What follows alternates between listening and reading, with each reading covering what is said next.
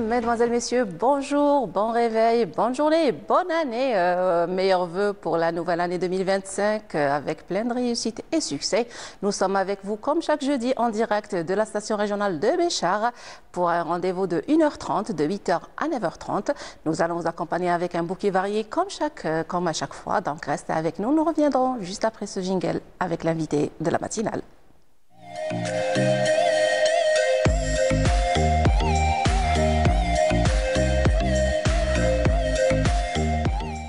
J'ai le plaisir de recevoir à mes côtés M. Falid Bouzid. Bonjour monsieur, bienvenue. Bonjour et merci pour l'invitation et joyeux anniversaire et bonne année avec plein de succès pour tout le monde. Merci beaucoup. Alors, vous êtes sous-directeur de l'animation et de l'écoute, la lutte contre les fléaux sociaux au milieu des jeunes au ministère de la Jeunesse. Oui. Vous étiez ici à Béchar pour la célébration, ou plutôt pour le concours national des activités de l'audiovisuel qui s'est déroulé à Tarit. Donc, qu'est-ce que vous pouvez nous dire sur cette organisation de cet événement? Bon, cette activité rentre dans le cadre d'un programme, le programme général de notre direction générale et qui rentre dans le cadre de le grand problème orienté par monsieur le ministre la jeunesse chargée de Conseil supérieur de la jeunesse, M. Hidaoui Mustafa, qui est la mobilité des jeunes, Haraki Shabab.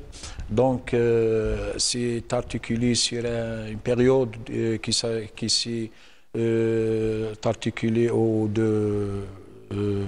de 25 au 29, une participation quand même massive de 38 wilayas, plus de 120 jeunes, garçons et filles issus de 38 wilayas. Donc il y avait un programme très riche, donc un programme culturel et en parallèle le concours en lui-même. Donc cette activité aussi, il est à signaler qu'elle a des objectifs bien précis qui ont été préparés bien en avance, c'est-à-dire à travers ce qu'on a vu auparavant, le concours de 2023 et 2022. Il était question de tracer des objectifs pour nos jeunes par rapport à ce qu'on a vu comme des convictions et des qualités humaines. Donc il y avait de toucher à peu près les principes de citoyenneté, c'est-à-dire tout ce qui est héritage culturel, tout ce qui est identification de la nation. Il y avait aussi le développement de la qualité de volontariat, le volontarisme et l'échange des idées, des connaissances. Et aussi, on n'oublie pas tout ce qui est innovation et tout ce qui est création. Durant ces 5 jours, il y avait vraiment une concurrence rude en matière de tout ce qui est audiovisuel. On a vu quand même des nouvelles techniques, on avait quand même de jeunes pitrés de techniques en matière audiovisuelle. Et la consécration a été, apparemment, les 3 wilayas qui ont été sacrifiés. C'est le classement a donné la wilaya de normalement 3 wilayas. En principe, il y a Djidjel et il y a Média qui sont classés premiers, Djidjel en deuxième et le 3e c'est Betna. Donc il y avait un travail, comme j'ai déjà dit, rude, une concurrence quand même qui a sacrifié ce résultat. Et je pense qu'il y aura, il y avait un programme culturel par rapport aux visites, par rapport à ce que les jeunes ils ont vu à Tarit, surtout on n'oublie pas qu'on est en fin d'année, donc ils ont été vraiment chanceux d'être dans cette région. Ils ont donc joint l'utile à l'agréable. L'utile à l'agréable. Par rapport juste aux thématiques proposées, c'était des reportages de manière générale sur la flore ou alors c'était des thématiques variées? Par rapport aux thématiques, il y avait le slogan de... c'est-à-dire c'est-à-dire essayons de faire une passerelle, de faire une liaison entre l'environnement et l'image. Donc, pratiquement, ce qu'on a vu dans ces reportages, c'était vraiment magnifique. Des photos qui illustrent le paysage algérien, qui illustrent la nature pure. Et quand même des reportages, moi je juge que c'est des reportages vraiment professionnels qui ont illustré la nature magnifique de notre nation, c'est-à-dire, tu vois par exemple à Médéa, on a vu la région de l'Hemdaniya, on a vu la région entre Médéa et Blida, le Chefa, on a vu quand même les arbres de sapin, comment la nature elle est vraiment magnifique dans ces régions. Et aussi à Djidjel, et aussi n'oublie pas que ces régions sont des régions naturelles à base, c'est-à-dire à part... À l'état brut, vraiment oui, c'est-à-dire très beau paysage. Donc, nous allons nous arrêter un petit moment justement avant de continuer le débat. Je vous laisse, chers téléspectateurs, avec ce VTR réalisé par notre collègue Jawida Baba Ahmed sur le déroulement de ce concours et nous reviendrons pour continuer le débat. Restez avec nous. Mettre en exergue la faune de l'Algérie pour promouvoir le tourisme, c'est ce que vise le concours national des activités audiovisuelles qu'organise la Perle de la Saoura, Tarit, en sa 4e édition.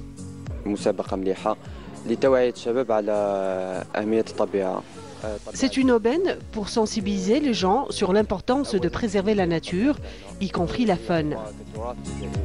ونحميو بها ثاني طبعا الكائنات التي تعيش فيها ومن ضمنها مدينة تاغيت من أجل المشاركة في المسابقة الوطنية للأنشطة السمعية البصرية.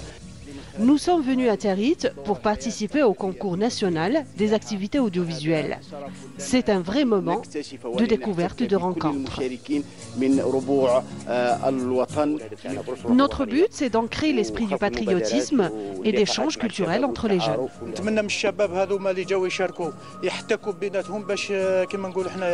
J'espère de tout cœur que ces jeunes participants s'échangent entre eux les idées. J'espère que ce ne soit pas la dernière édition ici à Tarit. ونتمنى ان شاء الله ما تكونش اخر طبعا ان شاء الله راح تنظمها ولايه بشار بالضبط في دائره تاغيت.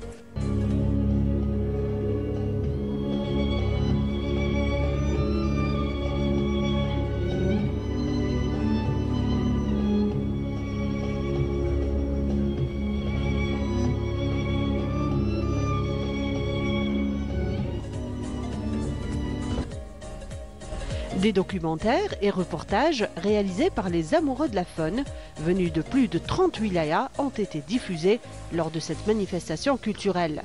Ce qui reflète en fait la biodiversité et la beauté de la faune, ainsi que le potentiel qu'a nos jeunes reporters algériens en matière de talent et de créativité dans le domaine de l'audiovisuel.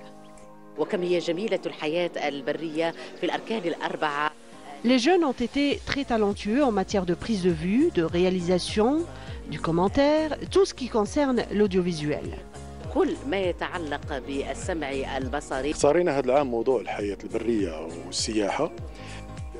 La faune de notre pays et sa biodiversité sont vraiment uniques.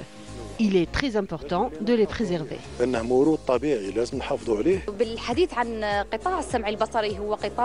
Le secteur de l'audiovisuel est un domaine de créativité très vaste.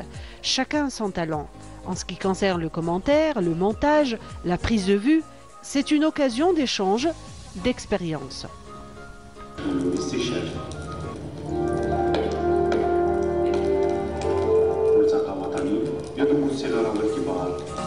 L'ODEJ, l'organisateur de cet événement, essaie de faire passer des messages de protection et de sensibilisation contre tout acte destructif de notre faune d'une manière typiquement artistique, dans une nature totalement féerique. Donc voilà, on a vu pas mal de jeunes participants qui ont participé à ce concours, notamment la jeune fille qui a remporté le premier prix. Alors si vous pouvez nous dire quel était son sujet de reportage. Oui, la fille de Médéa, donc comme j'ai déjà dit, donc ils ont été, le reportage s'est articulé sur le lien qui existe entre la nature et la vie, l'hayat al-barriya comme on dit. Ouais. Donc là, on a vu quand même des choses magnifiques, ce que apparemment on ne le connaît pas. Donc, il y a des coins qui vraiment illustrent la nature vierge de la wilaya de Moudia. Par exemple, la région de l'Hamdaniya, que d'abord j'invite les gens à visiter cette région, connue surtout la période d'hiver par la tombée de neige, pour les coins où il y a les arbres de sapin et tout suit. Donc c'était un reportage magnifique, un reportage qui a vraiment fait passer beaucoup de messages où il faut d'abord préserver la nature, il faut d'abord le parc national soit toujours bien guidé, bien dirigé. Et surtout, nos jeunes doivent comprendre ça et doivent faire passer des messages aux citoyens pour que cette région soit toujours à la hauteur et soit toujours un coin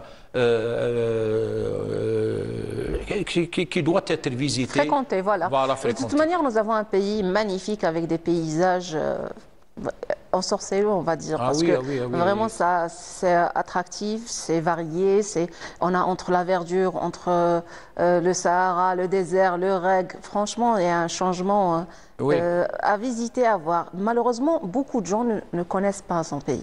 Donc, ils peuvent visiter, ils vont partir à l'étranger, ils vont visiter, mais si on leur pose la question sur des coins en Algérie, qu'ils ignorent. Oui, et c'est ce point surtout, il fait partie parmi nos objectifs, c'est-à-dire on ne peut pas identifier des fois des images et dire s'il n'y a pas le travail d'un audiovisuel, s'il n'y a pas le travail de ces reportages. Donc, parmi les objectifs de ce concours, c'est de faire véhiculer ces messages à travers ces images. Et j'espère qu'on a arrivé à faire passer ces messages.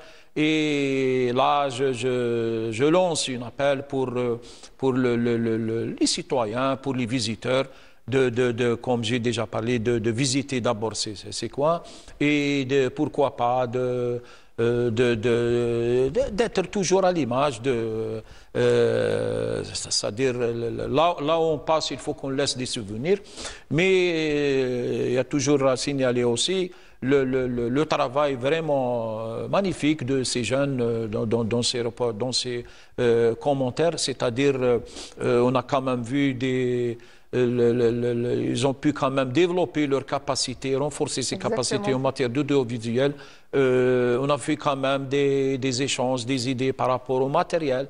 Donc là, actuellement, les gens connus quand même le lien qui est entre le matériel et l'image, lorsqu'il est clair, l'image, c'est-à-dire la qualité d'image. Ah oui. Et pour cela, je pense qu'à travers ce concours, quand même, on est sorti avec des conséquences, on a tiré pas mal de leçons. J'espère que l'édition, Inch'Allah, de l'année 2025 soit pratiquement bien perfectionnée par rapport à 2024, où on peut voir des choses magnifiques. Justement, si on parle de cette édition, qu'est-ce qu'elle a apporté comme nouveauté par rapport aux éditions précédentes? Et qu'est-ce que vous envisagez? Est-ce qu'il y a eu des recommandations par rapport à la fin de ce concours? Est-ce qu'il y a peut-être une proposition d'un documentaire peut-être pour faire véhiculer ces reportages pour ne pas qu'ils se perdent entre-temps? Oui, parce que là, vous touchez un point vraiment important. Nous, au niveau de la centrale, au niveau du ministère, et dans le cadre de promotion et c'est-à-dire تطوير وترقية هذه النشاطات يعني نقولوا حنا d'une façon générale, on est en train de réfléchir comment ces projets on les véhicule, c'est-à-dire pour qu'ils deviennent des projets professionnels. Exactement. Pourquoi pas, c'est-à-dire voir des reportages bien véhiculés, on le voit chez vous à la télévision. Aussi. Donc là, il y a ce volet, il y a un autre volet. On est quand même à travers l'organisation, c'est-à-dire pourquoi pas préparer au lieu de donner des cadeaux, c'est-à-dire financer les cadeaux, on cherche par exemple à l'avenir de le préparer des caméras professionnelles. Exactement. De préparer du matériel bien sophistiqué. Comme ça, ils peuvent faire le travail, ils peuvent donner un travail à la hauteur. et aussi la prise en charge et l'accompagnement de ces jeunes dans leurs fonctions, c'est-à-dire jusqu'ils deviennent des professionnels, pourquoi pas, et sincères à la vie professionnelle facilement. Très bien, c'est justement un bon encouragement à ces jeunes pour qu'ils aillent plus loin vers l'amélioration de la qualité et de faire véhiculer justement une meilleure image de notre pays assez riche en images naturelles, en potentiel et en tout ce qui en suit. Alors, comment joindre entre ces activités de jeunes et l'activité touristique? Quel est l'impact de ce genre de retrouvailles justement? Sachant que déjà, Tarit, c'est l'une des endroits les plus fréquentés dans cette région et notamment en fin d'année justement. Oui, oui. Là aussi vous touchez un point important, c'est-à-dire vous savez que la question, la problématique qu'on a trouvée c'est que la majorité des participants veulent élargir leur séjour. Nous, on était liés par une prise en charge, donc une date bien limite, comme j'ai déjà dit, donc de 25 c'est le haut de saison, parce que c'est vraiment fréquenté, c'est pas évident de trouver... Donc il y avait vraiment un grand dommage, mais on essaie, Inch'Allah, à l'avenir d'abord élargir le nombre de participants et pourquoi pas d'enrichir le programme, avoir des visites en parallèle, avoir pourquoi pas une journée d'études à la nature pour donner des explications à la richesse de la région de Tarit. Mais je pense que malgré que le nombre de séjours qui était un peu court, je pense qu'ils ont bénéficié quand même des visites. Ils ont été au lac, ils ont été le paysage naturel de Tarit. Ils ont quand même, les dunes. Oui. Ils ont quand même bénéficié, ils ont fait des achats.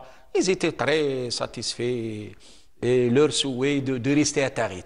Ah ben voilà. Oui, malheureusement, le sujet... Elle accroche les cœurs, Tarit. Oui. Alors, une autre question. Il y a beaucoup de jeunes qui nous proposent à chaque fois de parler des infrastructures d'accueil, surtout à budget assez, on va dire, accessible. Notamment les maisons de jeunes. On voit qu'il y a un nombre assez limité. Qu'est-ce qu'il y a pour le projet? Bon, là, par rapport aux établissements d'accueil, nous, on essaie avec nos collègues de tout le ministère du Tourisme d'accorder nos violons c'est-à-dire pour que les capacités d'accueil soient à la hauteur. Mais je pense que nous, on a quand même actuellement le compte jeunes et les auberges. Ils arrivent quand même à accueillir des gens. Des fois, c'est un peu... Le nombre, il est un peu assez grand, donc la capacité il est un peu serrée. Mais quand même, cet événement, quand même, on a arrivé pratiquement à accueillir tout le monde était satisfait. Même les jeunes, des fois avec l'activité bivouac, ils veulent des fois passer la nuit dans une petite tente. Donc, quand même, on a arrivé quand même. Mais, Inch'Allah, à l'avenir, il y aura l'idée, il existe pour faire élargir le parc d'établissements pour accueillir nos jeunes, Inch'Allah. Et pourquoi pas, je pense que nous serons toujours, Inch'Allah, à la hauteur c'est-à-dire des attentes. Voilà, des attentes et d'ouvrir nos portes d'établissements d'accueil pour eux, Inch'Allah. Justement, sachant que voilà, il y a eu de nouveaux classements de wilaya, les distances sont vraiment lointaines dans le sud, les paysages sont à découvrir entre Beni Abbas, entre Timimoun, Adrar, Béchar, Tindouf, pourquoi pas. C'est-à-dire qu'il y a une variété de paysages d'un lieu à l'autre, et puis les distances sont assez, on va dire, d'une wilaya à une autre, c'est pas comme le nord, c'est pas les 50 km, 100 km, on parle de 600, 700. Parfois plus, entre Béchar et Tindouf, c'est presque 1000 km. Et en plus, de la capitale à Béchar, c'est la même chose. Donc, si on veut vraiment encourager le tourisme national, il va être impératif de chercher la stratégie de rapprocher ces établissements, de faire des maisons de jeunes plus habilitées, peut-être avec des pique-niques, camping, avec des locations je sais pas, de sacs de couchage, organisation de circuits peut-être, qu'il y ait une modernisation de ces infrastructures justement. Alors je reviens vers la nouveauté de cette édition qui s'est déroulée à Tarit. Qu'est-ce qu'elle a apporté comme nouveauté? De toute façon, à Territz, ce qui a été nouveauté, donc là, on a vu quand même des nouvelles techniques en matière de photographie, en matière de leur travail, c'est-à-dire la réalisation de ces reportages. Pratiquement, ils ont utilisé des nouvelles techniques. On a quand même discuté avec nos jeunes, et surtout ceux qui ont classé au premier, deuxième, troisième. Donc, on a pu quand même voir leur potentiel en matière de développement, en matière d'innovation des idées par rapport à tout ce qui est audiovisuel. Et d'autre part, quand même, nos jeunes, ils sont débrouilleurs. Quand même, ils ont pu avoir, avec ce qu'on donne comme récompense à la fin, c'est-à-dire comme cadeau, pour le premier, pour le deuxième, pour le troisième. Ils ont quand même développé leur matériel, comme ça, ce qu'on a vu pratiquement, un travail presque professionnel. Hein. Et quand même, la rencontre en elle-même, elle a donné quand même fruit par rapport aux échanges de leurs connaissances, aux échanges de leur expérience en matière d'audiovisuel. Mais nous, par rapport à ce que vous avez dit tout à l'heure, on est en train quand même d'organiser des activités, surtout la période des vacances hiver. Je t'ai dit, on a dans le cadre toujours de programmes de jeunes en mobilité, il y a pratiquement 17 opérations. Généralement, c'est des randonnées, circuits. Camps jeunes, c'est des camps destinés aux jeunes, thématiques. Bon, on a par exemple l'astronomie à Gherdaya, on a quand même le tourisme de jeunes à Naama, on a quand même donc عندنا السياحة الشبانية، عندنا العلم الفلك في غردايا، عندنا le صوبان à Alouette, Ouadsouf. Donc, il y a le festival de théâtre pour enfants à Constantine. Donc, vous voyez que pratiquement, voilà, on a essayé par rapport à ces activités de toucher les 4 régions de la nation. Et là, les jeunes bénéficient d'abord de leur participation, c'est elle-même, de connaître leur région, de connaître leur nation, c'est-à-dire et là, comme je l'ai déjà dit, c'est touché à des convictions. On a vu que nos jeunes ils sont identifiés par des convictions. On parle à la citoyenneté, on parle au volontarisme, on parle de le développement de leurs connaissances. Patriotisme de manière générale. Voilà. Et ça, on a jugé qu'ils ne peuvent pas être développés que par le développement de leurs capacités, que le développement de leur tout ce qui est technique en la matière, c'est-à-dire en matière d'audiovisuel, en matière d'innovation et ainsi de suite. Donc intelligence artificielle aussi. Voilà, l'intelligence. Donc là, on essaye de pratiquement toucher à tous les domaines, arriver à atteindre des objectifs par rapport à ces activités. Et je pense que dans l'ensemble, on a les environs de 15 à 17 000 jeunes touchés par toutes ces activités. Je pense qu'Inch'Allah, le programme de 2025 soit plus riche, soit plus, comment dirais-je, diversifié, et on peut avoir encore des nouveautés. Je vous remercie, M. Farid Bouzid, pour toutes ces informations. Vous avez un dernier mot à nous rajouter? Oui, d'abord, je vous remercie pour cette invitation et j'espère, Inch'Allah, que ce ne sera pas la dernière. Et à la prochaine, et Inch'Allah. C'est moi qui vous remercie d'avoir répondu à notre invitation. Nous arrivons, chers téléspectateurs, à la fin de ce premier plateau. Restez avec nous, nous aurons encore d'autres invités à recevoir. Nous reviendrons juste après cette pause musicale. Restez avec nous.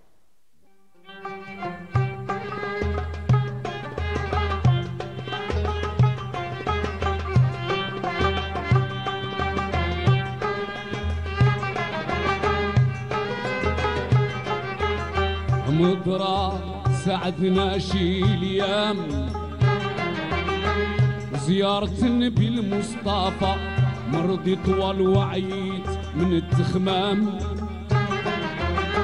وجمر مهجتي زلافة ليها في خاطري هذاك من عام مو حال يا اهلي نتعافى حتى نزور سيد العرب والعجام المجد جد الشرافة أمضرا تساعدنا شي ايام زيارة نبي المصطفى منظرة تساعدنا شي ايام زيارة نبي المصطفى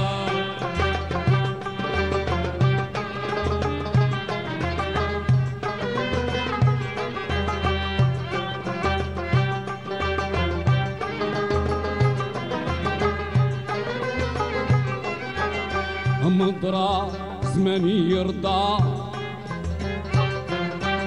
ويام نيتي بياضو ويام نيتي بياضو نخدع إلى سميح الروضة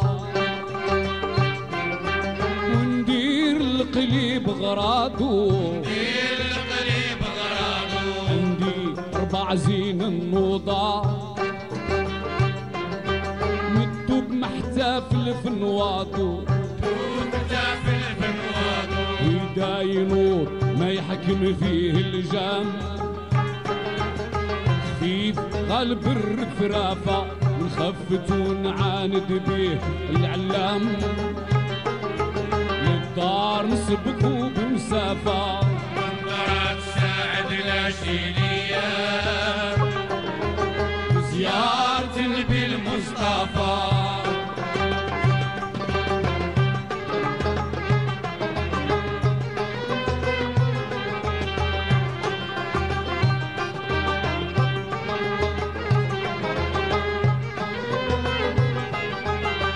مقرا نحج ونعقب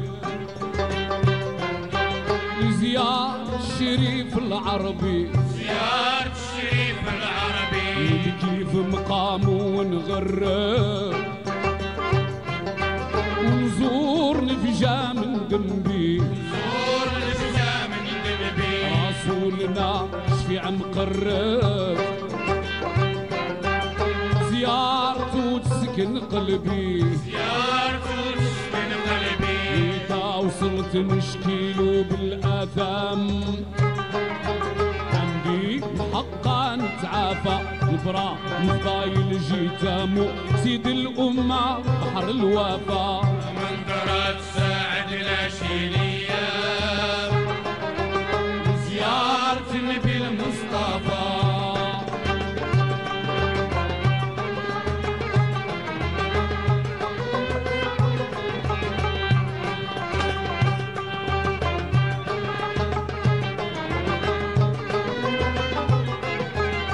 مقرا نقبل نمشي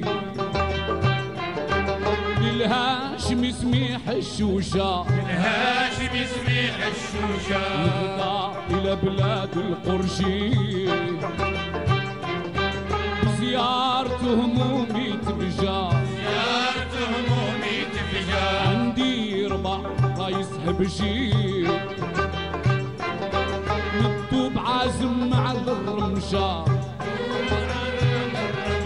نبدو بزين كيف بغاه النظام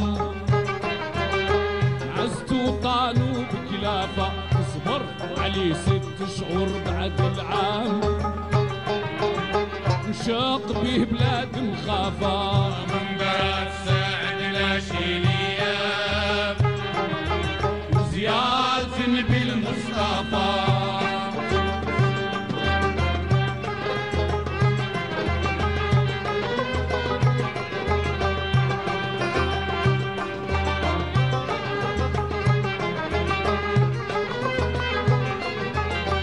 مقرا كمل ظني من لا تخيب فيها الظنة لا تخيب فيها الظنة نمشي على زرق متعني دماء حدير ما يتهنى دماء حدير ما يتهنى وقنزور قرة عيني وفاطمة عريس الجنة فاطمة عريس الجنة عليه الصلاة وعليه السلام سيدنا سيد الأمم والخلفاء داخل ملة سيد الإسلام سيدنا الحافظين والولافة عليه الصلاة عليه السلام سيدنا سيد الأمم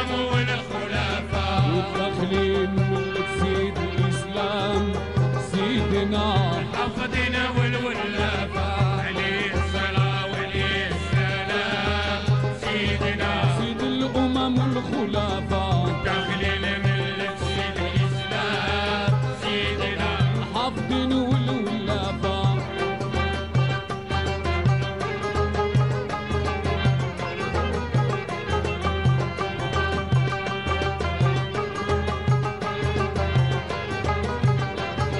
عليه الصلاة وعليه السلام سيدنا سيد الأمم الخلفاء داخلين ملة سيد الإسلام سيدنا الحافظين والولافة عليه الصلاة عليه السلام سيدنا الأمم والخلفاء داخلين من سيد الإسلام سيدنا حافظين والولافة عليه الصلاة وعليه السلام سيدنا سيد الأمم الخلفاء داخلين ملة سيد الإسلام سيدنا حافظين والولافة عليه الصلاة عليه السلام سيدنا. Et voilà, une chanson de la région. Nous passons de la jeunesse au sport. Restez avec nous. Nous reviendrons juste après ce jingle.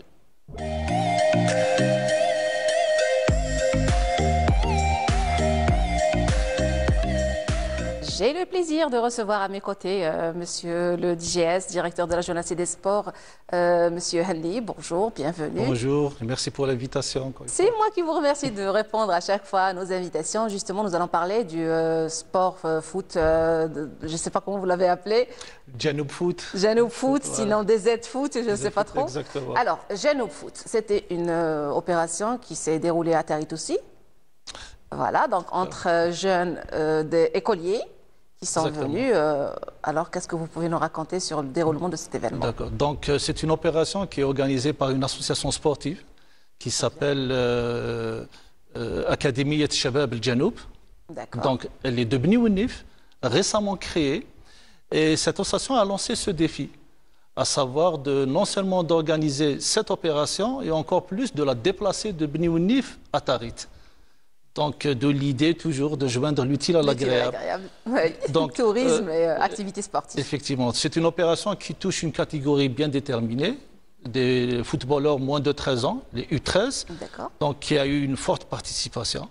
Pour moi, pour une première édition, 8 équipes venant de Tizi Ouzou, de Mostaganem, d'Oran, de Abadla. Donc ces équipes-là, toutes ces équipes-là ont répondu à l'invitation de cette association, et bien entendu en collaboration avec la direction de la jeunesse et des sports, et avec la forte participation et contribution de la Daïra de Bni Ouennif, de la PC de Bni Ouennif. Donc le tout, ça a fait une bonne manifestation organisée en occasion justement de cette période hivernale, les vacances d'hiver. Alors, comment ça s'est déroulé sur le plan ambiance, prise en charge, tourisme, tout ce qui en suit? Justement, ce qui était original, c'était l'ouverture. L'ouverture n'a pas été faite au niveau du lieu de la compétition. Ça a été fait dans la place publique. Donc, il y avait toute une animation. On a vu participation de la population aussi. De la population, voilà, on a vu le Khayl Ta'lel Fantasia, on a vu des sportifs venus d'Oran, de la gymnastique artistique, qui ont fait une exhibition. Il y avait vraiment le tout. Il y avait vraiment le tout. Et de cette place publique, c'est tout le monde, à la fin de la cérémonie, c'est tout le monde qui s'est déplacé vers le stade. Très bien. Ça a été vraiment quelque chose d'original et très convivial. Et c'est une première justement. Chers téléspectateurs, nous allons nous arrêter un petit moment avec ce VTR réalisé par notre collègue Mohamed Bakhadda, interprété par Jawida Bab Ahmed, et nous reviendrons justement pour débattre de ce sujet. Plus de 200 petits athlètes venus de plusieurs wilayas du nord du pays ont pris rendez-vous dans une des plus belles villes touristiques du sud-ouest algérien, Tarit, lors de la manifestation Sud Foot.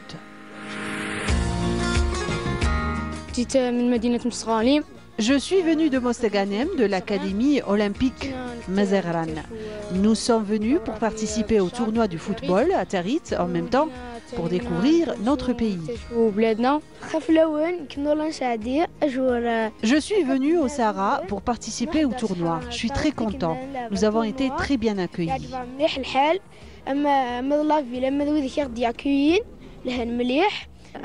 Le but de ce tournoi est l'échange des connaissances entre nous, les athlètes, Les adhérents aux différents clubs et académies découvriront la perle de la Saoura tout en pratiquant leurs disciplines sportives en football et en gymnastique.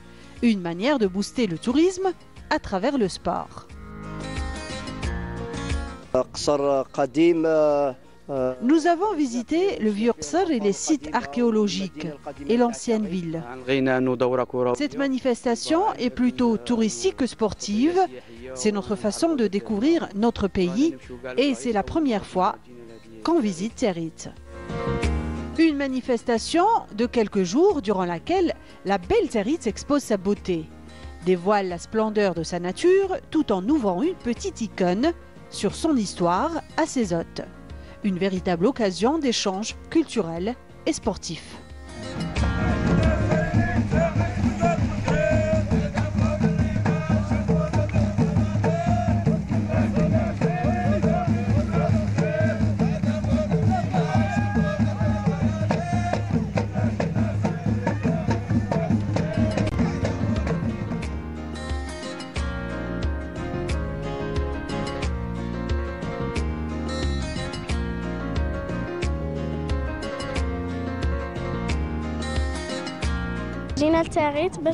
Nous sommes venus à Territ à cette occasion. Nous avons connu d'autres athlètes de notre pays.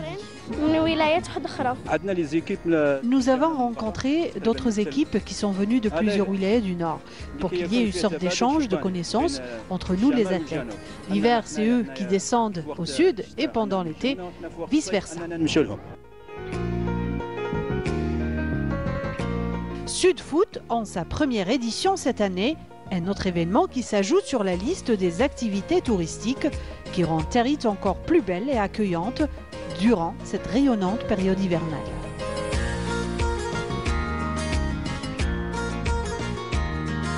Et voilà comment joindre l'utile à l'agréable, l'activité sportive avec le tourisme. On a vu la satisfaction des participants, aussi jeunes qu'ils sont. Ils ont été agréablement surpris par la beauté de Territ qui s'expose à chaque fois à ses visiteurs avec son paysage magnifique. Alors. Justement, c'est tout le monde qui est ravi de cette participation. Bah oui, j'imagine. Et immédiatement à la fin de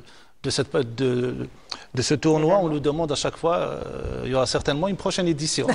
Voilà, on réserve sa place pour la prochaine fois. Exactement, exactement. Alors, les disciplines qui existaient, il y avait uniquement le sport foot ou il y avait autre chose? Parce que j'ai vu de jeunes filles en tenue gymnase.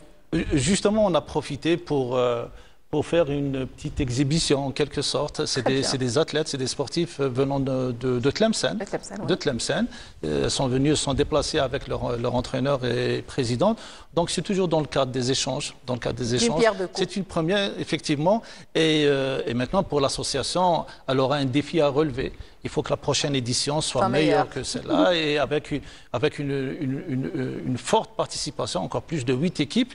Et de notre côté aussi, on doit mettre plus de moyens justement pour lancer le défi et accompagner cette association. Bien évidemment, donc j'espère que l'édition prochaine sera meilleure et nous souhaitons bon courage à l'association qui commence justement très fort.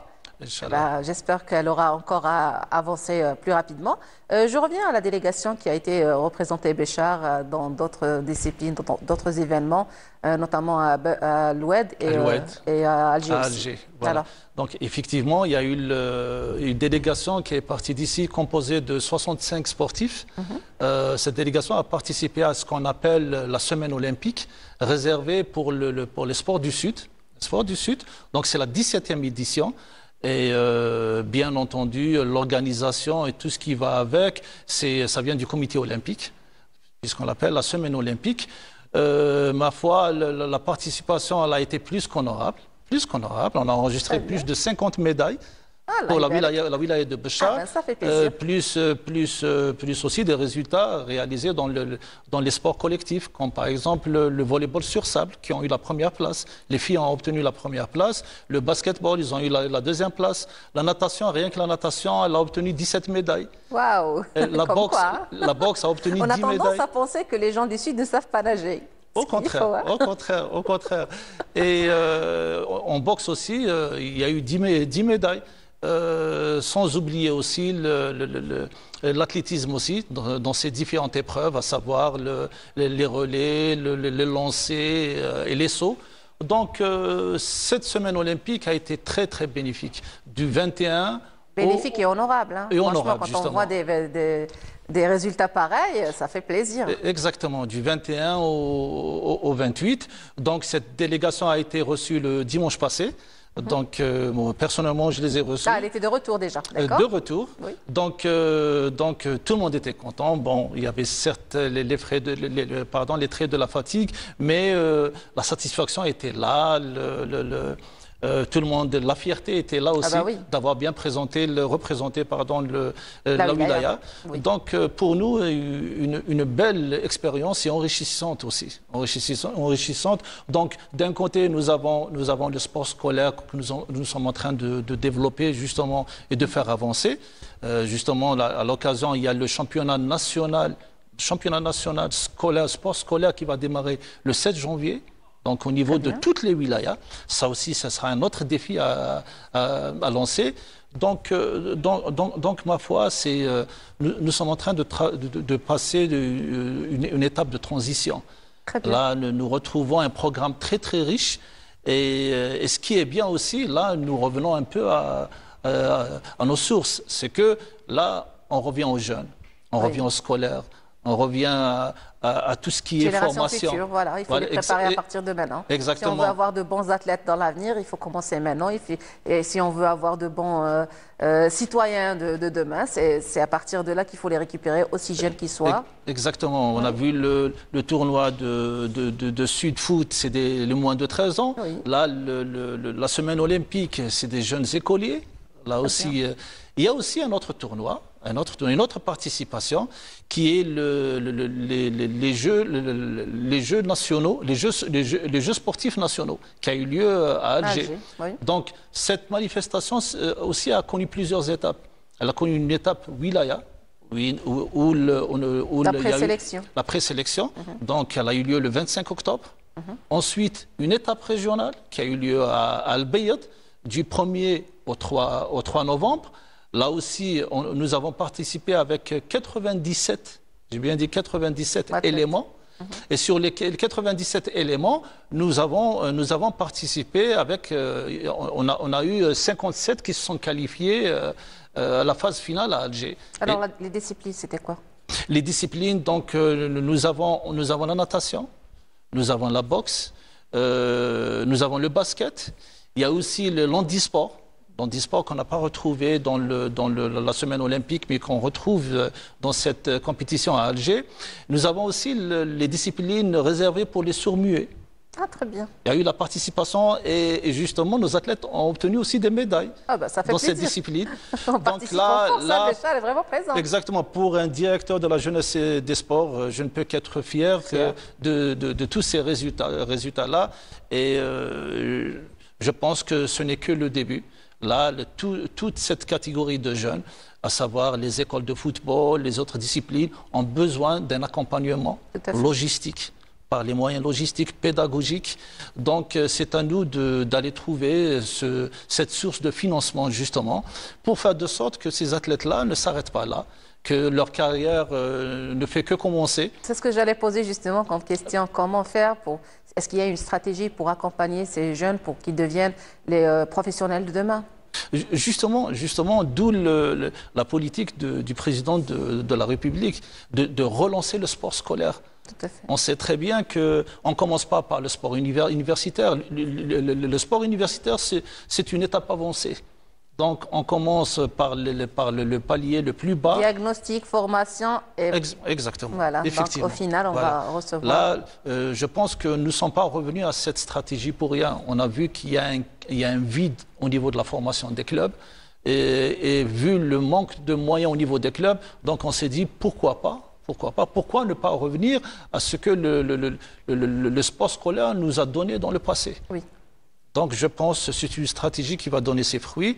On ne peut qu'être content de ça. On a fait de bons résultats à l'échelle nationale. quelle en est pour les participations à l'échelle internationale. Exactement. Maintenant, il y a juste après cette période-là, il va y avoir la reprise des études. Oui. Et ensuite, il y a les différents championnats nationaux qui vont redémarrer dans les différentes disciplines.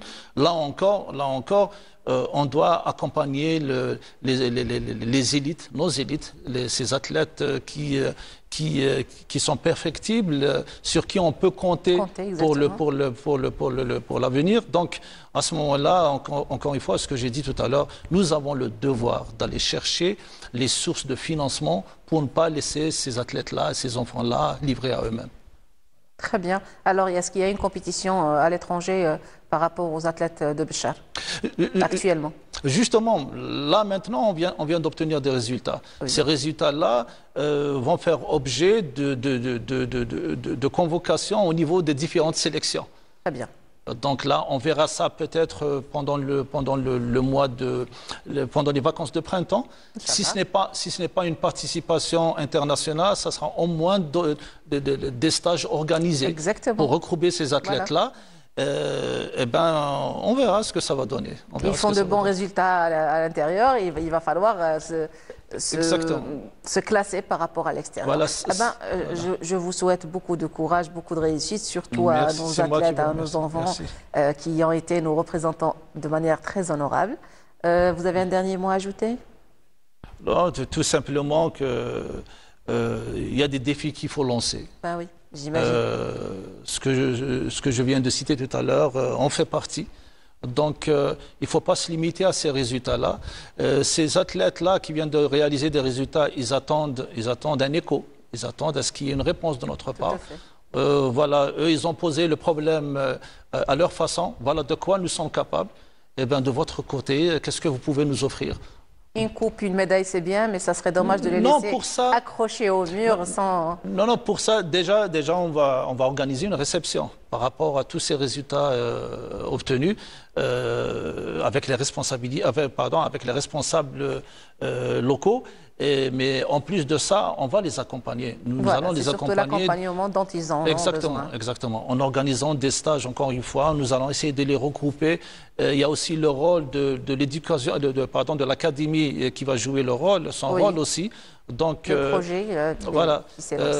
Nous avons une instruction émanant de M. Louali, premier responsable de la wilaya, qui nous demande de nous réunir régulièrement avec le responsable de l'académie, ne serait-ce une fois par semaine, tous les mercredis, et lui faire part d'un PV, de tout ce qui a été fait, des avancements, des travaux. Donc, cela nous met une certaine pression, une certaine responsabilité, mais c'est à nous d'aller au bout de cette tâche. Très bien. Je vous remercie, M. Abdelhalim Hani, pour toutes ces informations. J'espère que 2025 vous apportera toutes les réussites attendues, tout le bonheur et succès. Chers téléspectateurs, nous arrivons à la fin de ce deuxième plateau. Si vous venez de nous rejoindre, bonjour, bonne année encore une fois. Et restez avec nous. Nous allons nous arrêter un petit moment avec cette pause musicale pour recevoir notre prochain invité. Restez là.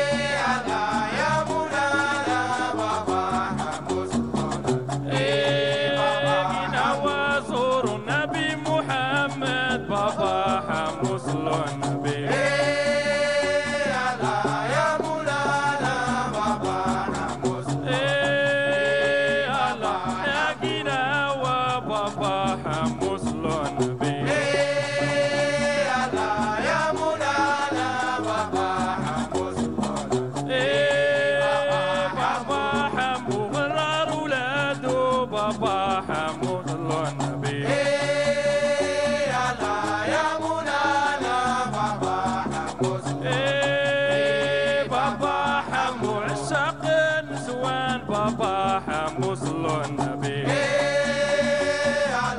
يا مولانا بابا حمو بابا حمو مولا الوعدة بابا حمو صلوا النبي يا مولانا بابا حمو صلوا النبي بابا حمو بابا حمو صلوا النبي بابا حمو صلوا النبي بابا حمو صلوا النبي بابا حمو صلوا النبي سيدي حمو صلوا النبي بابا حمو صلوا النبي بابا حمو صلوا النبي بابا حمو صلوا النبي سيدي حمو صلوا النبي بابا حمو صلوا النبي بابا حمو صلوا النبي بابا حمو صلوا النبي سيدي حمو صلوا النبي بابا حمو صلوا النبي بابا حمو صلوا النبي بابا حمو صلوا النبي سيدي حمو صلوا النبي بابا حمو صلوا النبي بابا حمو صلوا النبي بابا حمو صلوا النبي سيدي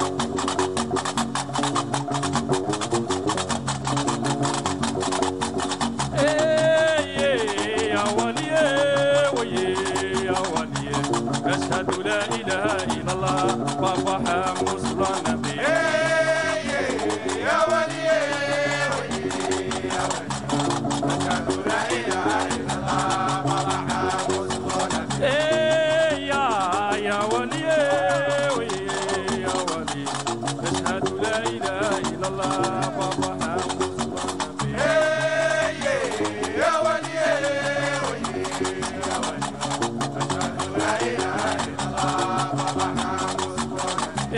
بابا حمو صلى النبي سيدي حمو مولا الروين بابا حمو صلى النبي سيدي حمو مولا الروين أشهد لا إله إلا الله بابا حمو صلى النبي يا ولي يا ولي أشهد لا إله إلا الله بابا حمو صلوا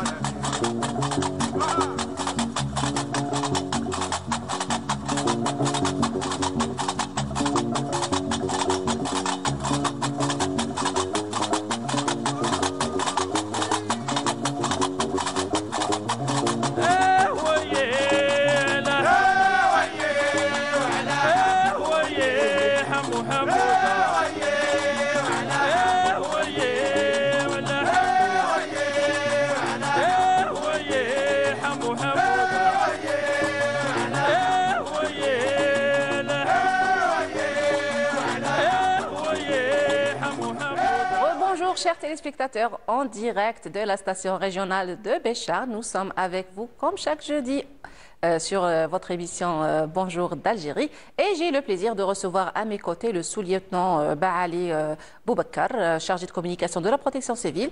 Bonjour monsieur, صباح الخير, مرحبا بك. صباح الخير سيدتي، صباح الخير لكل المشاهدين والمشاهدات اللي شافونا خارج الشاشة.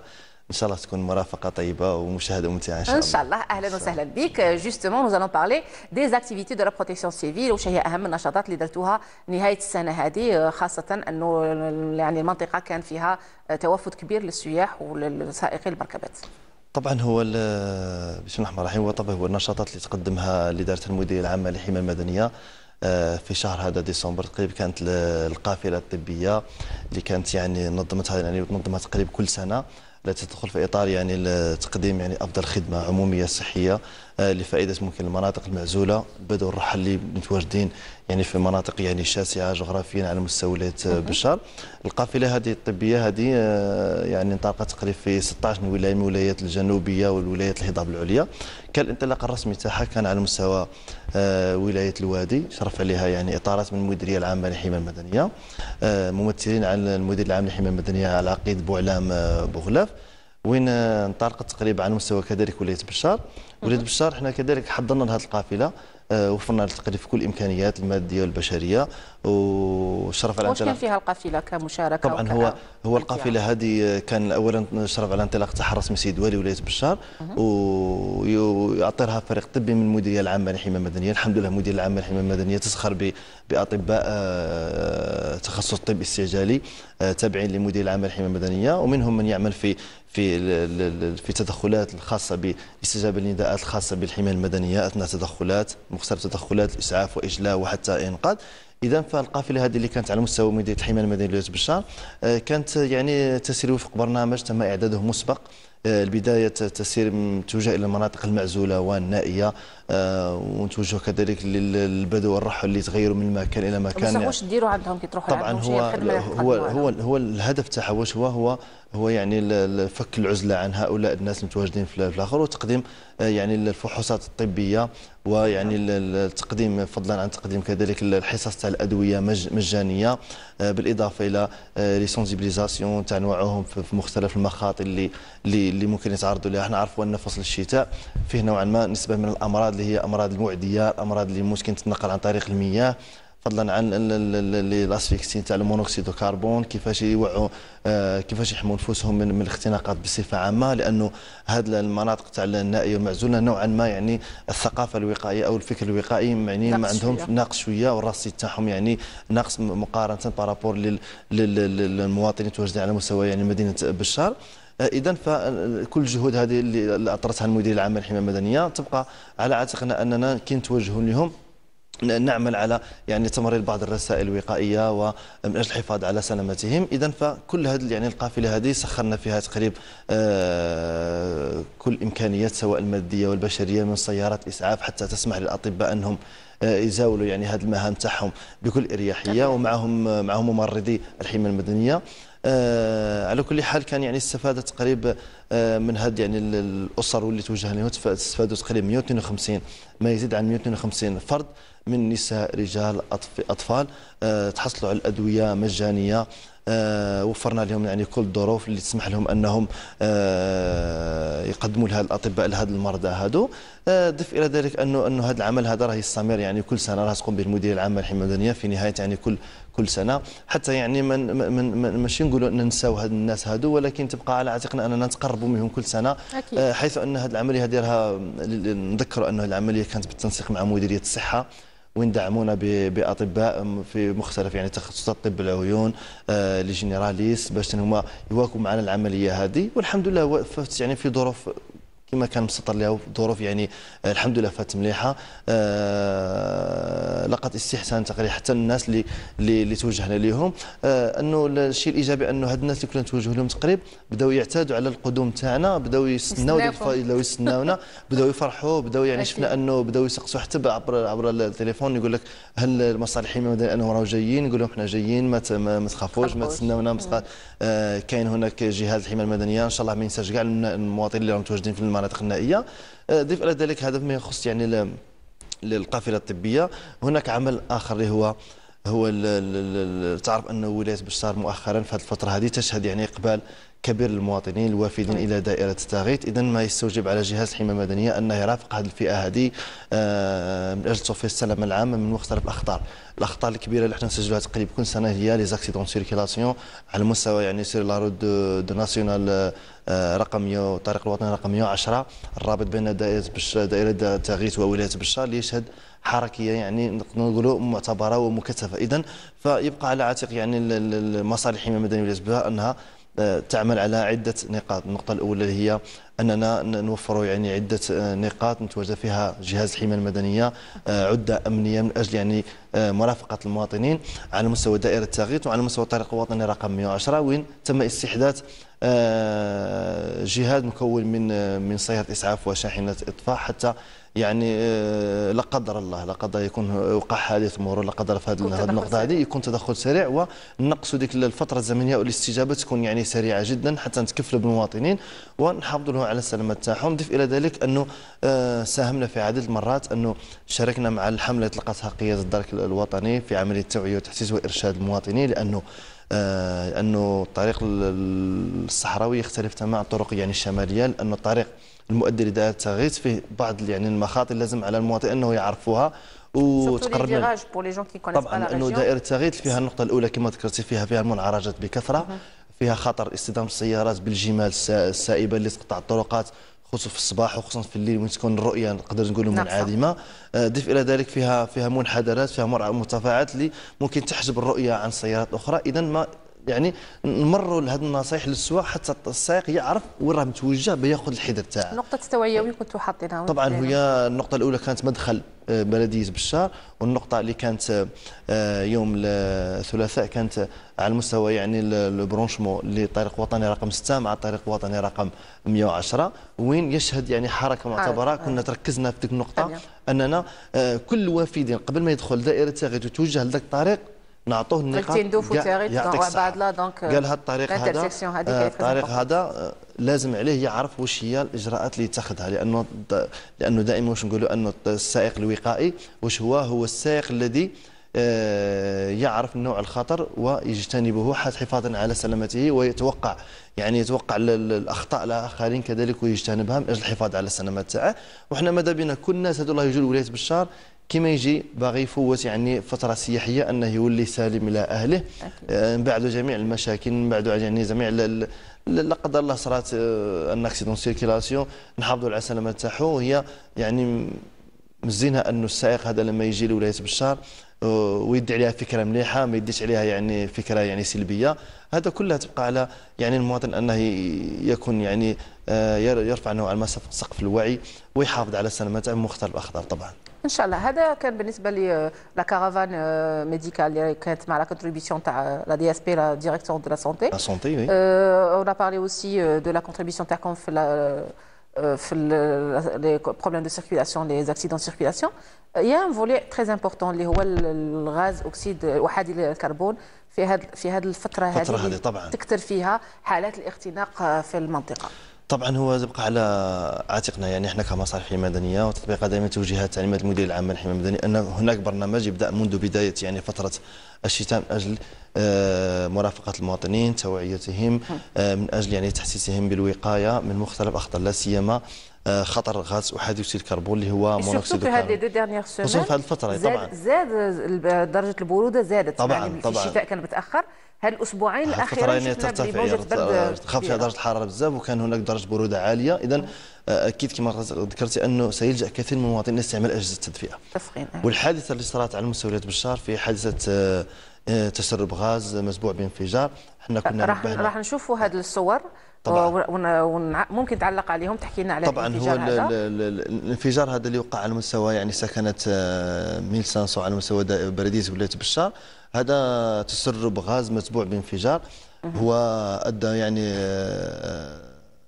كان تسرب غاز المدينه ولا قاروره؟ لا هو تسرب اسطوانه غاز ما ادى الى اصابه 3 ضحايا امراه وزوج ذكور وهذوك الاطفال الصغار هذوك تم نقلهم من جهات اخرى من طرف يعني الجار اللي كان متواجد على مستوى هذه العماره. احنا ذكرنا انه هذه المراه هذه اللي تعرضت للحرق مدرجتين تم اسعافها ونقلها فاكياوها الولايات وهران من اجل تقديم لها الاسعافات اللازمه والضروريه من اجل الحفاظ على سلامتها. طبعا يبقى على عاتق المواطن ان ننبهنا انه دائما الانسان لما يغادر المنزل تاعه واش لازم له يدير؟ انه لازم التسربات تاع الغاز باش يحافظ على السلامه تاعه يتم غلق جميع حنفيات تاع الغاز ويترك نسبه من التهويه داخل المنزل، حتى لو كان لا قدر الله كان هناك تسرب داخل المنزل ولا كي تكون كاينه فتحه تاع باب ولا فتحه تاع نافذه يبقى التسرب هذاك يبقى. دونك العائله هذه لما دخلت المنزل تاعها وين كان تسرب تاع سيركوي فيرمي، كان تسرب تاع الغاز نسبه كبيره، ممكن هي دخلت المنزل تاعها صح ممكن لا مبالاه ولا دارت ان شراره كهربائيه يا اما شعلت الاناره ولا غلقت الاناره تاعها، صار هذاك ليكسبلوزيون وين كما شفتوا الصور يعني ادى الى انهيار تقريبا كل جدران تاع المنزل وتضرر حتى يعني الجار تاعها وين تصدع تقريبا كل الجدران تاعها. اذا فيستوجب على المواطن انه خصوصا في الفتره تاع الشتاء يلجا كثير من الناس الى استعمال اجهزه التدفئه. الحمد لله اللي ما كانش كاين دي بيرت هيومان، الانفجار كيما هذا كان قادر يودي بالحياه تاع العائله ككل. الحمد لله كان وين يروحوا كاع العائله وشحت حتى النار اللي شعلت كانت يعني نار كبيره بزاف. الحمد لله دخلت افراد الحمايه المدنيه من فرق الاطفاء كنتوا في الوقت الحمد لله قاموا بالواجب تاعهم وقاموا باسعاف حتى الضحايا اللي كانوا على مستوى المنازل. ويبقى على عاتق المواطن احنا شفنا انه مؤخرا بعد ما يعني حدث الانفجار لحقتنا بزاف رسائل واش يقولوا لنا، قالوا لنا كيفاش المواطن يحمي روحه من تسربات تاع الغاز. احنا نقولوا في رب ضارة نافعه يعني انه مشكل طبعا هو يخلي الانتباه نتاع الساكنه، يخلي المواطن انه يبدا يخاف ويبدا يخاف ويبدا يحس بالخطر. اذا فاحنا الحمد لله العمل تاعنا راه منذ بدايه فتره الشتاء الى غايه يومنا هذا راح نركزوا على أن المواطن يرفع سقف الوعي نوعا ما، واش يدير انه يراقب جميع اجهزه التدفئه التوصيلات وكل ما لها علاقه بالغاز، سواء اسطوانه الغاز يعرف اين يتم وضع اسطوانه الغاز من اجل يعني حمايتها من الانفجار، لان اسطوانه الغاز لما نوضعوها في مكان يعني في درجه حراره عاليه اكيد هذا عامل الاول اللي يجعل الاسطوانه انها تنفجر. اذا فهذا يعني خطر كبير. فالمواطنين هما بدرجه الاولى احنا ذكرنا انه يحافظوا على السلامه تاعهم هما قبل كل شيء، لانه النفس البشريه يعني راه عطاها الله سبحانه وتعالى يوليها اهميه يحاسب عليها كل واحد انه اذا كان فيه اهمال فلازم لنا اننا يعني نكاتفوا كل الجهود تاعنا. لي بوش دايغاسيون ثاني خاطر المحدق اللي هو احادي اكسيد الكربون. طبعا هو الانفجار هذا احنا كما نذكروا ان الانفجار هذا كان غاز طبيعي يعني ماهوش احادي كربون، ولكن حتى غاز احادي اكسيد الكربون اذا توفرت فيه بعض الشروط يؤدي الى الانفجار. هو قاتل صامت لا لون له ولا طعم له. اذا يبقى علينا ان نحن الحمد لله العمليه راها متواصله تاع لي سونسيبيليزاسيون على مستوى يعني تمس جميع الفئات العمريه باش المواطن انه يكتسب، لانه احنا ثقافه وقائيه انه المواطن لما يجهل واش هو هذا غاز احادي الكربون اذا واش غادي يدير؟ غادي يبدا يتعامل معه وكانه حاجه بسيطه. لكن المواطن لما يعرف الخطوره تاعه اوتوماتيكمون يبدا يتعامل مع على اساس حاجه يعني رهيبه جدا، يبدا يعمل معه بحذر، يبدا يتبع الاجراءات الوقائيه. العامل الاساسي والمهم اللي كنا نركزوا عليه في جميع العمليه التحسيس وهو التهويه عفوا، حتى لا قدر الله صارت هناك فويت ولا نكونوا يعني على الاقل درنا تهويه ونحافظوا على سلامه تاعنا. طبعا يعطيك الصحه. ميرسي مسيو Baali Boubacar, chargé de communication de la protection civile de la wilaya de Béchar. Nous arrivons à la fin de ce troisième plateau. Nous vous laissons vous reposer avec cette pause musicale et nous reviendrons juste après.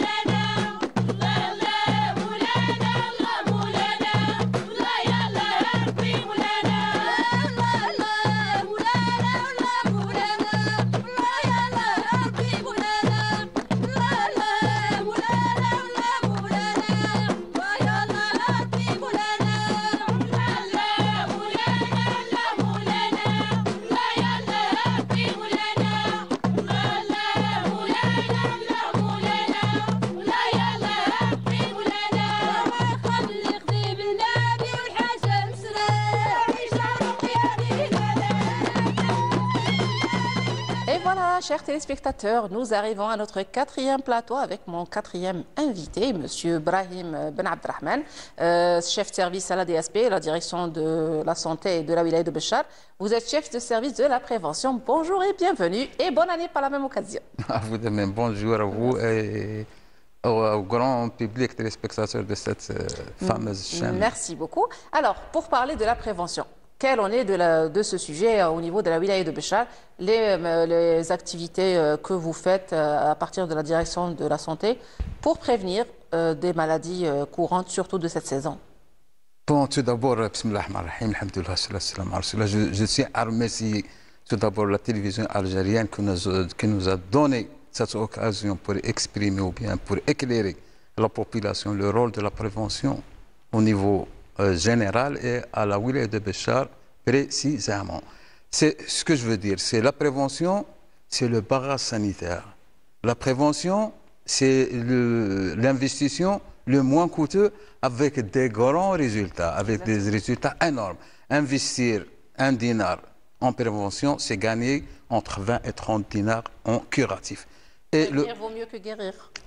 C'est ça, on dirait souvent prévenir mieux que guérir, mais à l'instant, on dit prévenir, c'est guérir. Parce que, oui, tout à fait, parce que toutes les maladies émergentes et réémergentes, on les traite seulement par la prévention, avant de passer au curatif. Donc, quand je l'ai dit, la prévention, c'est le barrage sanitaire. Pour vous parler de la situation épidémiologique au niveau de la Béchar, on est satisfait. La situation épidémiologique maîtrisable. Alhamdoulilah, Dieu merci. Oui, c'est bien. Il y a quelques retouches ici et là, mais toujours la situation est maîtrisable grâce aux efforts. Grâce à l'armée blanche, bien sûr, que je les tire le chapeau de ce plateau, qui font des efforts énormes. Que nous saluons à notre tour. Oui, merci. Donc, le pilier de cette santé, c'est bien la vaccination. Bien entendu. Bien entendu. Pourquoi la vaccination? Quand je dis le contexte explicatif ou bien. Le rôle de la vaccination, c'est de diminuer la mortalité et la morbidité, surtout de la tranche d'âge enfantine, par les antigènes ou bien les maladies maîtrisables par la vaccination. Donc, faire une vaccination, c'est une prévention de cette maladie, des fois à vie. Qui était mortelle autrefois, il y a des siècles, c'était des maladies qui faisaient des ravages. Exactement, si vous vous souvenez des années 70, fin 70 et début des années 80, où la rougeole nous a fait des ravages. Tout à fait. Lorsque vous entrez dans des cimetières, vous trouvez des petites tombes, ouais. Tout un coin plein d'enfants. C'est ça, c'est la rougeole. Actuellement, nos enfants font la rougeole. Mais peut-être nous ne sentons pas de cette maladie. Une simple fièvre, et ça passe grâce à la vaccination. Tout à fait. Je vous dis aussi la poliomyélite. La poliomyélite qui est une maladie très très grave. Son traitement, comme vous l'avez dit, c'est la prévention. Et la poliomyélite n'a pas de traitement.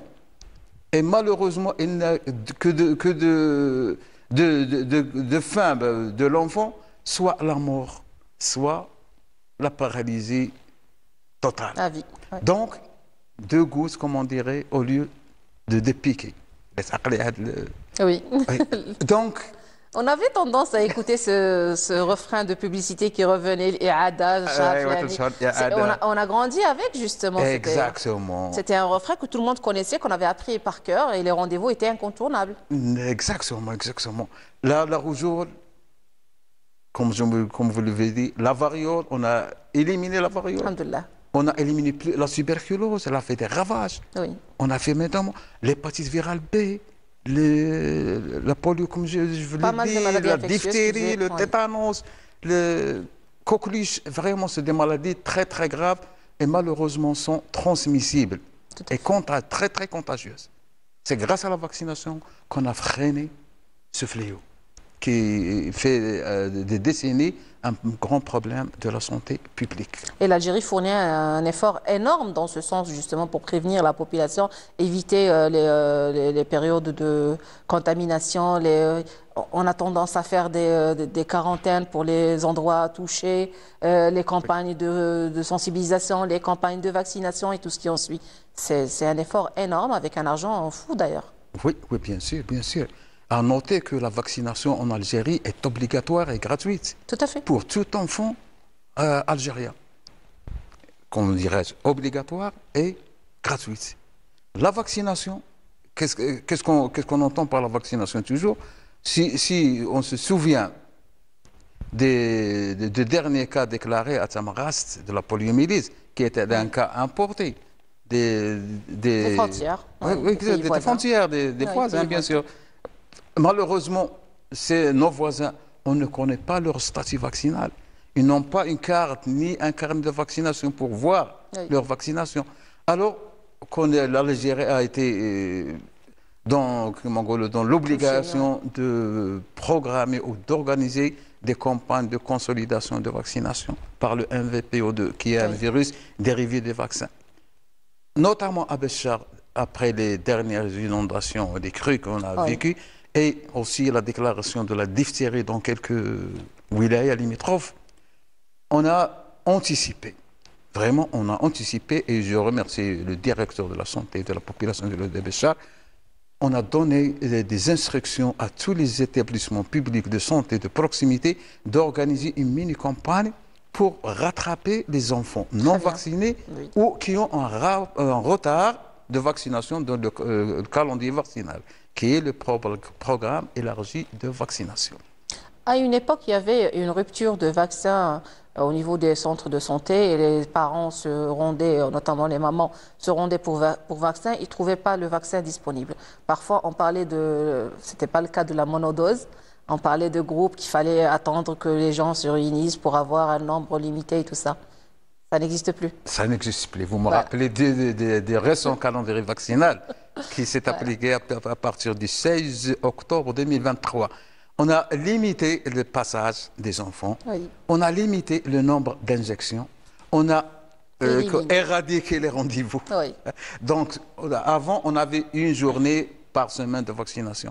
Actuellement, il fallait se rendre plusieurs fois pour prendre rendez-vous. On avait des flacons multidoses, 10 à 20 doses. Alors, pour ne pas gaspiller, il faut que les enfants se ressemblent pour au moins vacciner 6, 7, 8 enfants à la fois. Rendez-vous si les enfants n'ont pas présent. Alors, le nouveau calendrier vaccinal, on a fait une vaccination hexavalent qui renferme 6 vaccins à la fois. Très bien.